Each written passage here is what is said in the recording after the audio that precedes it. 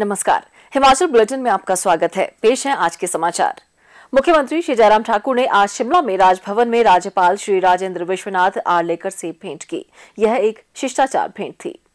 मुख्यमंत्री श्री जयराम ठाकुर ने आज मंडी जिला के जोगिंद्रनगर में अंतर्राष्ट्रीय महिला दिवस के अवसर पर आयोजित राज्य स्तरीय समारोह की अध्यक्षता करते हुए कहा कि महिला सशक्तिकरण के बिना हम दीर्घकालिक आर्थिक विकास की कल्पना नहीं कर सकते हैं। उन्होंने कहा कि किसी भी राष्ट्र की सामाजिक उन्नति और आर्थिक विकास को आंकने के लिए लैंगिक समावेशन मुख्य कारक होता है। श्री जयराम ठाकुर ने कहा कि राज्य सरकार महिला सशक्तिकरण एवं लैंगिक समानता के लिए प्रतिबद्ध है और इस दिशा में कई ठोस कदम उठाए गए हैं। वर्ष 2022-23 के बजट में महिलाओं के कल्याण और सशक्तिकरण के लिए चलाई जा रही मुख्य योजनाओं के विस्तृत ब्यौरे पर आधारित जेंडर बजट स्टेटमेंट अलग से प्रस्तुत की गई है। मुख्यमंत्री ने कहा, हिमाचल पूरे देश भर में उन राज्यों में से है जहां सबसे पहले एक दो राज्यों को छोड़ करके जहां महिलाओं के लिए आरक्षण की व्यवस्था की गई। मैं पंचायती राज मंत्री था उस पर, ग्रामीण विकास और पंचायती राज महकमा था मेरे पास।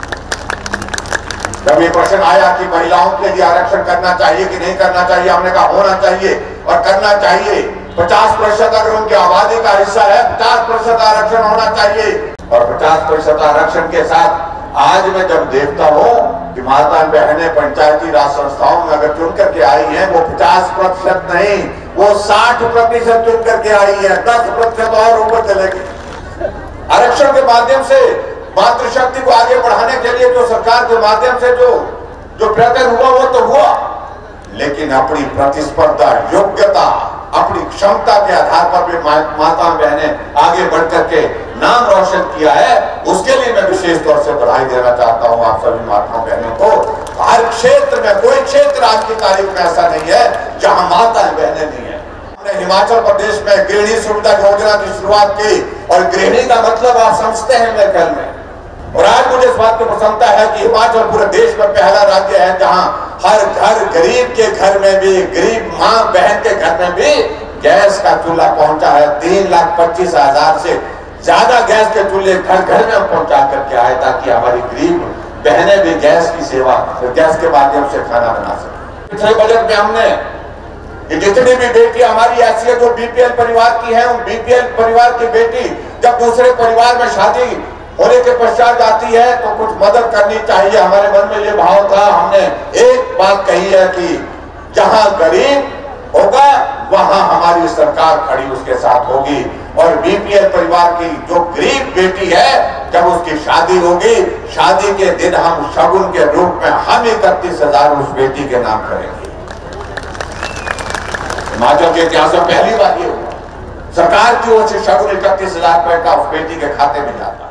मुख्यमंत्री ने कहा कि मुख्यमंत्री स्वावलंबन योजना के अंतर्गत महिला उद्यमियों को 35% उपदान दिया जा रहा है।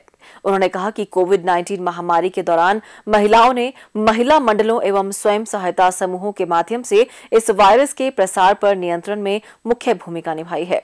श्री जयराम ठाकुर ने कहा कि आंगनबाड़ी कार्यकर्ताओं, आंगनबाड़ी सहायिकाओं और आशा कार्यकर्ताओं के मानदेय में सम्मानजनक वृद्धि की गई है।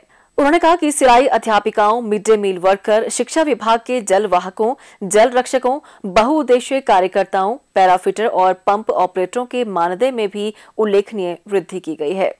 श्री जयराम ठाकुर ने इस अवसर पर ग्राम पंचायत जलपैहड़ के सेरू में पशु अस्पताल खोलने और नागरिक अस्पताल जोगिंद्रनगर व लड़भड़ोल में अल्ट्रासाउंड मशीन स्थापित करने तथा राजकीय माध्यमिक विद्यालय योरा को उच्च विद्यालय में स्तरोन्नत करने की घोषणा की। उन्होंने कहा कि जोगिंद्रनगर में बहुमंजिला पार्किंग का निर्माण किया जाएगा। मुख्यमंत्री ने इस अवसर पर एक शिशु को अन्न खिलाकर अन्नप्राशन कार्यक्रम में भी भाग लिया। इसके अतिरिक्त विभिन्न क्षेत्रों में उपलब्धि प्राप्त करने वाली महिलाओं को पुरस्कृत भी किया। मुख्यमंत्री श्री जयराम ठाकुर ने आज जिला मंडी के धर्मपुर स्थित चोलथरा में आदर्शनी वेलफेयर सोसाइटी द्वारा अंतर्राष्ट्रीय महिला दिवस के अवसर पर आयोजित महिला स्वाभिमान दिवस कार्यक्रम की शिमला से वर्चुअल माध्यम से अध्यक्षता की। महिला दिवस की बधाई देते हुए मुख्यमंत्री ने कहा कि यह दिवस महिलाओं के सम्मान और समृद्धि के प्रति अपने संकल्प को दोहराने का भी एक मौका है। उन्होंने कहा कि प्रदेश सरकार महिला सशक्तिकरण के लिए प्रतिबद्ध है और विभिन्न योजनाओं में महिलाओं को प्राथमिकता दी गई है। मुख्यमंत्री ने कहा कि राष्ट्रीय ग्रामीण आजीविका मिशन के तहत 32,000 स्वयं सहायता समूहों का गठन किया गया है, जिनमें लगभग 2,50,000 से अधिक महिलाएं जुड़ी हैं। मुख्यमंत्री ने आदर्शनी वेलफेयर सोसाइटी द्वारा समाज कल्याण की दिशा में किए जा रहे विभिन्न प्रयासों की सराहना करते हुए कहा कि इस संस्था ने कोरोना संकट काल के दौरान उल्लेखनीय कार्य किए हैं। मुख्यमंत्री ने कहा, हिमाचल प्रदेश में अभी हमने 4 दिन पहले बजट प्रस्तुत किया और उसमें आप इस बात को भी देखते होंगे कि हमने बहुत ज्यादा फोकस जो है वो मातृशक्ति पर किया है, माताओं बहनों के काम के लिए किया है। 10,000 से ज्यादा जो सेल्फ हेल्प ग्रुप जो अच्छा काम कर रहे हैं उनके लिए हमने विशेष योजना का एक प्रावधान किया और उसमें रिवॉल्विंग फंड जो है उनको 25,000 रुपये किया और उस 25,000 रुपये से अपने काम की वो बेहतर ढंग से शुरुआत करेंगे और शुरुआत करने से एक आय का जरिया अपने परिवार के लिए जो खड़ा करने की स्थिति में हो पाएंगे। ये बहुत नई शुरुआत हुई है। हमने माताओं के लिए वो आयु की जो सीमा जो है 65 वर्ष कर दी और 65 वर्ष के ऊपर आय सीमा में छूट देते हुए मातृशक्ति को हमने वो एक विशेष प्रयास किया और उसके अंतर्गत भी बहुत सारी हमारी माताओं बहनों को पेंशन की सुविधा प्रदान की और अभी इस बजट में हमने और आगे बढ़ करके उसमें काम किया। अब की बात तो हमने 60 साल से ऊपर जितने भी बुजुर्ग हैं, पुरुष हैं, महिलाएं हैं, सबको पेंशन का प्रावधान किया है। उसके लिए भी मैं आप सबको बहुत बहुत बधाई देता हूँ। आंगनबाड़ी में हमारी बहनें बहुत काम करती हैं, बड़ी संख्या में काम करती हैं और उनके लिए अब के इस बजट में हमने 1,700 रुपए की वृद्धि की है, जो आज तक के इतिहास में आंगनबाड़ी वर्कर के लिए सबसे बड़ी वृद्धि हुई है। और ये कहते हुए मुझे इस बात की खुशी है कि जहां उनको 9,000 रुपये अब मानदेय मिलेगा, उसमें 4,500 रुपये से ज्यादा का कंट्रीब्यूशन हमारी सरकार का है। और उसी प्रकार से जहां आंगनबाड़ी सहायिका है उनको भी 900 रुपये की बढ़ोतरी करके हमने मदद की है और हमने अपनी सरकार में 2,600 रुपये यानी कि 2,600 रुपये की इंक्रीज उनको दी है।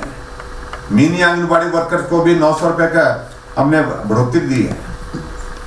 और इसी तरह से आगे बढ़ करके खास तौर से अभी आपने देखा होगा कि कोविड के इस दौर में हमारी आशा वर्कर्स ने बहुत अच्छा काम किया और आशा वर्कर्स ने अच्छा काम किया और उनकी सेवाओं को ध्यान में रखते हुए हमने अब की बार आज तक के शायद मुझे लगता है कि पूरे देश भर में किसी प्रदेश ने एक साथ अगर सबसे ज्यादा अगर आशा वर्कर का पैसा बढ़ाया तो हिमाचल प्रदेश उसमें नंबर 1 पर है। हमने 1,825 रुपए की बढ़ोतरी एक साथ उनकी जो है प्रतिमाह की और ऐसे में मैं कह सकता हूं कि आशा वर्कर का जो काम रहा है वो जो सराहनीय काम रहा है उस दृष्टि से उनको सम्मानित करने की जरूरत थी, तो उनको सम्मानित किया है।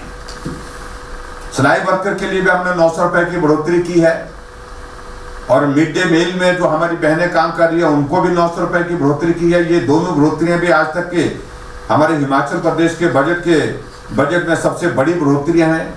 और इस तरह से अलग अलग योजनाओं के माध्यम से जहां भी मातृशक्ति को हम मदद करने की स्थिति में हो सकते थे, हमने उनको मदद करने की कोशिश की। मुख्यमंत्री श्री जयराम ठाकुर ने पंचायती राज संस्थाओं के प्रतिनिधियों से आम आदमी को प्रदेश सरकार की कल्याणकारी योजनाओं और कार्यक्रमों का लाभ सुनिश्चित करने के लिए निरंतर प्रयास करने का आग्रह किया है। वे आज शिमला से अंतर्राष्ट्रीय महिला दिवस के अवसर पर एक संस्था द्वारा आयोजित प्राइड ऑफ हिमाचल वेबिनार को संबोधित कर रहे थे। इस कार्यक्रम में शिमला, सोलन और सिरमौर जिला की 429 पंचायतों की महिला प्रधानों और विभिन्न क्षेत्रों में श्रेष्ठ प्रदर्शन कर प्रदेश का नाम रोशन करने वाली महिलाओं ने भाग लिया। मुख्यमंत्री ने कहा कि पंचायती राज संस्थाओं के प्रतिनिधियों को लोगों को सरकार की योजनाओं के बारे में जागरूक करने के साथ साथ समाज में सकारात्मक बदलाव लाने के प्रयास करने चाहिए। श्री जयराम ठाकुर ने कहा कि प्रदेश के हर क्षेत्र में महिलाओं की सहभागिता और अपने दायित्वों के निर्वहन में सक्रियता सराहनीय है। सरकार द्वारा महिला सशक्तिकरण के लिए अनेक महत्वाकांक्षी योजनाएं और कार्यक्रम कार्यान्वित किए जा रहे हैं। उन्होंने कहा कि वित्त वर्ष 2022-23 के बजट में महिलाओं के समग्र विकास और उन्हें आगे बढ़ने के अवसर प्रदान करने के लिए अनेक नवोन्मेषी प्रयास किए गए हैं। उन्होंने महिला सशक्तिकरण पर केंद्रित प्रदेश सरकार की विभिन्न योजनाओं की विस्तृत जानकारी भी प्रदान की।